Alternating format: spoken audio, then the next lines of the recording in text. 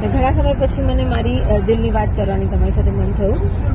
હું જ્યારે પણ ટ્રાવેલ કરતી હોય ત્યારે જ મને ટાઈમ મળે છે ખરેખર. હું ઘણી બધી વસ્તુ સાથે સંકળાયેલી હોય, ક્યારેક મગજ સાથે બિઝી હોય તો ક્યારેક કામ સાથે બિઝી હોય, ક્યારેક ઘણા બધા વિચારો ચાલતા હોય. મારા બિઝનેસની વાત કરું તો મને એવું કે તૃપ્તિ ઘણા બધી જગ્યાએ પોતાની ફોકસ રાખે છે, તો હા વાત સાચી છે. હું રિયલ એસ્ટેટની પણ બ્રોકર છું, સાથે સાથે ફાઇનાન્સ કન્સલ્ટન્ટ છું, ફિલ્મ ઇન્ડસ્ટ્રીમાં હું એઝ એ પ્રોડ્યુસર છું. આવા બધા ફિલ્ડની સાથે સાથે હું નારી તું નારાયણીનું એનજીઓ બહુ જ ફૂલ ફ્લેઝ ચાલુ કરી રહી છું. હું ટૂંક સમયમાં અમેરિકા જઈ રહી છું. અમેરિકામાંથી પાછા આવીને મને એક પ્રોજેક્ટ ઉપર વર્કઆઉટ કરવું છે, જેનું નામ છે ડે કેર ઓલ્ડ સ્કૂલ.